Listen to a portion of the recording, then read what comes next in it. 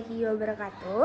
Halo semuanya, perkenalkan nama saya Syarifah Fadila dari kelas D dengan NPM 231085.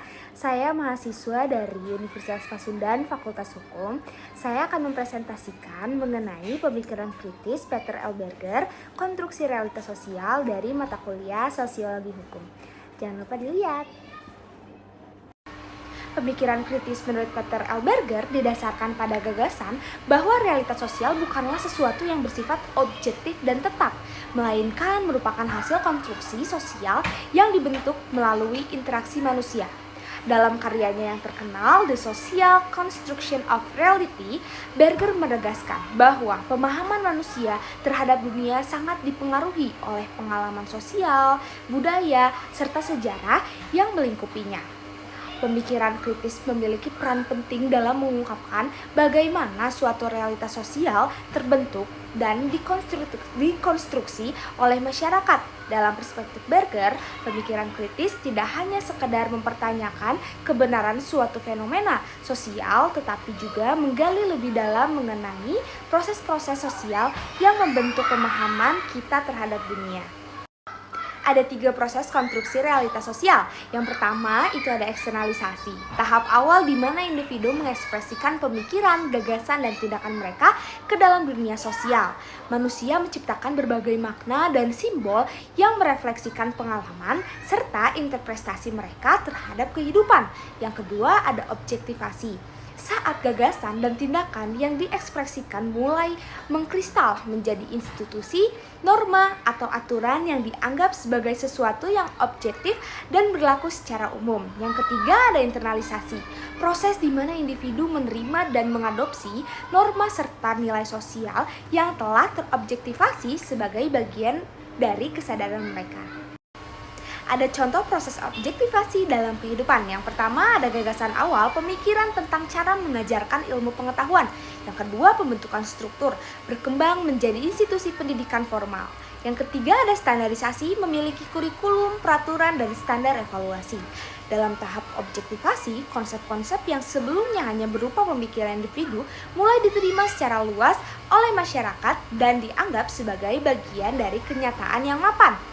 Sistem pendidikan adalah contoh nyata bagaimana gagasan tentang transfer pengetahuan telah terobjektivasi menjadi institusi yang diakui secara umum.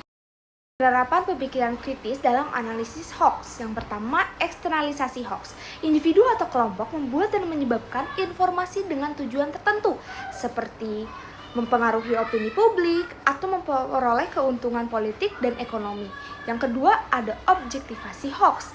Masyarakat menerima informasi tersebut sebagai kebenaran tanpa melakukan verifikasi. Informasi palsu mulai dianggap sebagai fakta yang valid. Yang ketiga ada internalisasi hoax. Masyarakat mengadopsi narasi yang terbentuk dan menjadikannya bagian dari keyakinan mereka, bahkan sulit untuk mengubah persepsi meskipun telah diberikan fakta yang bertentangan. Pemikiran kritis Berger mengajarkan bahwa individu harus mampu mempertanyakan sumber informasi, memahami motif di balik penyebarannya, serta melihat bagaimana narasi sosial terbentuk. Secara hukum, penyebaran hoax dapat dikenakan sanksi berdasarkan UU ITE. Stigma terhadap penyintas COVID-19. Awal pandemi, ketakutan dan ketidaktahuan masyarakat terhadap virus menyebabkan munculnya informasi yang tidak akurat tentang penyintas COVID-19. Pembentukan stigmanya, masyarakat mulai menganggap penyintas sebagai sumber penularan yang harusnya dijauhi, meskipun telah dinyatakan sembuh. Dampak sosialnya, banyak penyintas mengalami diskriminasi dalam lingkungan sosial maupun pekerjaan mereka akibat stigma yang telah terinternalisasi. Perlindungan hukumnya ada dari Undang-Undang Nomor 6 Tahun 2018 tentang Kekarantinaan Kesehatan menegaskan bahwa setiap warga negara berhak mendapatkan perlindungan dari diskriminasi. Urgensi pemikiran kritis dalam dunia hukum. Analisis norma hukum. Hukum bukanlah entitas yang berdiri sendiri, melainkan juga merupakan produk konstruksi sosial yang dapat mencerminkan kepentingan kelompok tertentu. Evaluasi putusan pengadilan. Mahasiswa hukum harus mampu menganalisis apakah suatu putusan itu benar-benar mencerminkan keadilan substantif atau sekedar mengikuti konstruksi sosial yang menguntungkan pihak tertentu saja. Penilaian kebijakan, pemikiran kritis memungkinkan mahasiswa untuk menilai apakah suatu kebijakan atau peraturan benar-benar berlandaskan prinsip keadilan atau hanya mencerminkan dominasi kekuasaan. Dengan pemikiran kritis, mahasiswa hukum dapat mengembangkan perspektif yang lebih kritis dalam melihat dinamika hukum dan memahami bagaimana hukum dapat digunakan sebagai alat untuk mencapai keadilan sosial. Ada pemikiran kritis dalam analisis kebijakan ekonomi. Yang pertama, mempertanyakan tujuan, menganalisis apakah tujuan yang dinyatakan sesuai dengan implementasi. Yang kedua, mencari motif tersembunyi, mengidentifikasi kepentingan di balik kebijakan.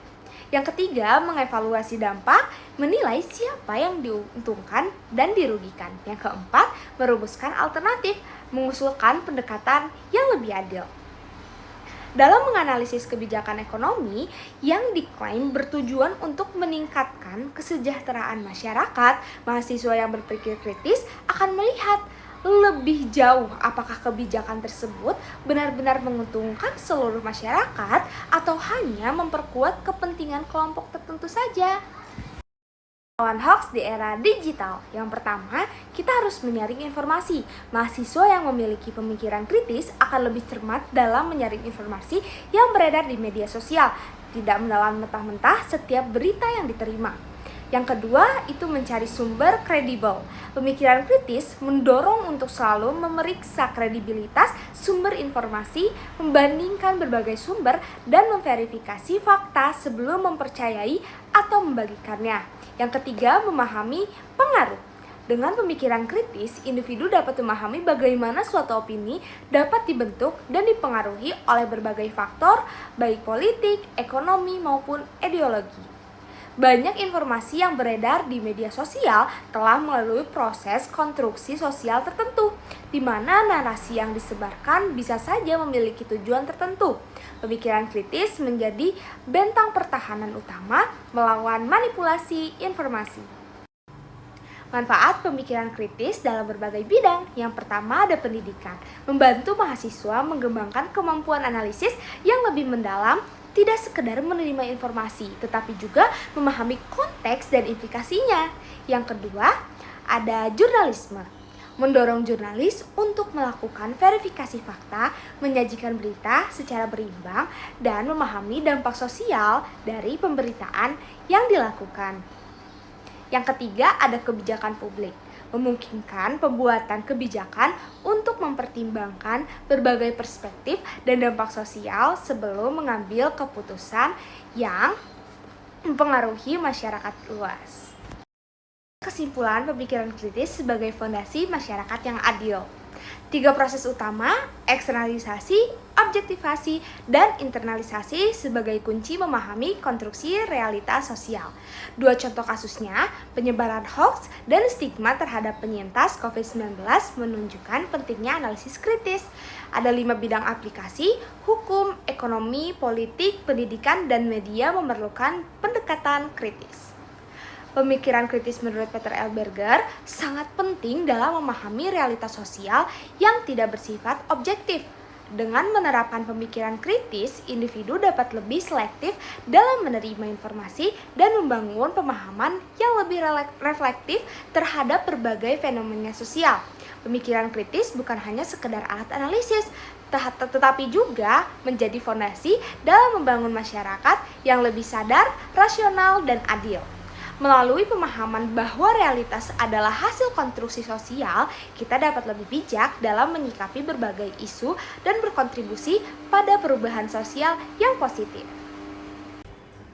Nah, sekian presentasi dari saya mengenai pemikiran kritis Peter L. Berger. Jangan lupa like dan komen. Bye-bye. Wassalamualaikum warahmatullahi wabarakatuh.